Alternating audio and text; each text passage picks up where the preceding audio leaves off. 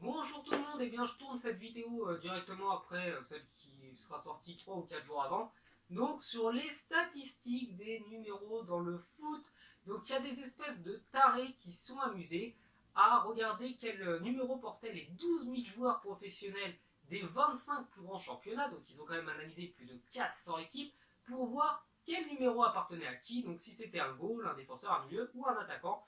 Donc moi, j'ai repris le tableau qu'ils ont sorti, d'ailleurs je vous le mettrai en description parce que c'est vraiment de la folie, vous pourrez passer vraiment du temps à regarder un petit peu chaque numéro, si vous avez un numéro fétiche, préféré ou je ne sais quoi. Bref, on va du coup rentrer dans le vif du sujet. Le numéro 1, donc traditionnellement c'est le poste du gardien de but, hein. Il y a le 1, le 16 et généralement le 30.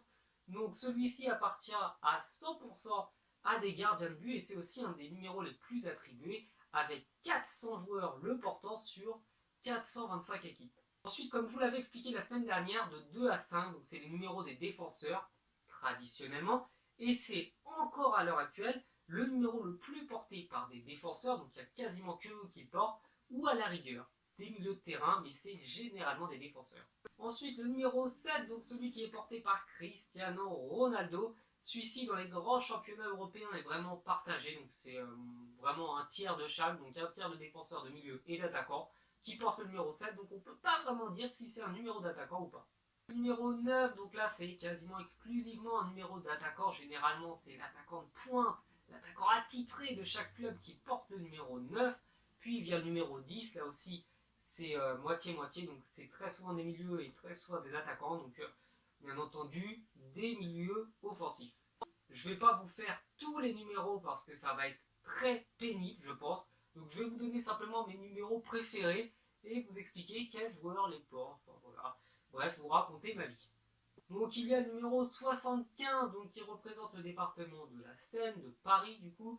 Donc celui-ci est porté par 2 joueurs sur 12 000. Donc autant vous dire que c'est pas un numéro très porté et que c'est un gardien de but et un attaquant qui le porte. Donc vraiment un numéro qui n'a aucun sens. Ensuite, un numéro un petit peu bizarre, hein, le 77, qui est un des numéros les plus portés. Donc celui-ci représente peut-être la chance pour certains avec le double 7, donc qui sait. Et celui-là, par contre, il est porté par des gardiens, des milieux, des attaquants, des défenseurs, enfin bref, c'est un véritable bazar. Et j'ai pas d'explication rationnelle à pourquoi le numéro 77 il est autant porté.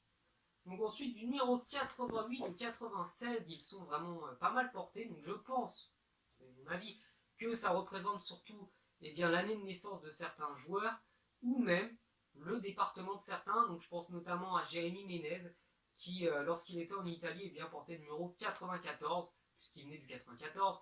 Et puis il y a aussi pas mal de joueurs d'autres clubs que le PSG a affronté, notamment Celtic, qui portait lui le numéro 94 également, puisqu'il venait du 94. Et enfin, pour conclure, il y a le numéro 99 qui est pas mal porté, un petit peu comme le 77. Donc je pense que pour certains, ça doit être un signe de chance ou je ne sais quoi, ou des attaquants qui veulent simplement avoir un 9 sur leur maillot sans pouvoir récupérer le numéro 9 déjà attribué. Donc ce n'est que mon explication totalement pas rationnelle. Peut-être que je me trompe, peut-être que j'ai raison. Enfin voilà, j'espère que cette vidéo vous aura plu. Donc, je vous mets encore une fois le tableau en description, vous pouvez aller voir, passer du temps, regarder vos numéros préférés. Donc, j'ai essayé de donner des explications, bon, ça vaudra ce que ça vaudra. Et j'espère encore une fois que la vidéo vous aura plu, donc vous pouvez me le dire. Et puis, me suivre sur la chaîne pour de nouvelles vidéos. Ciao!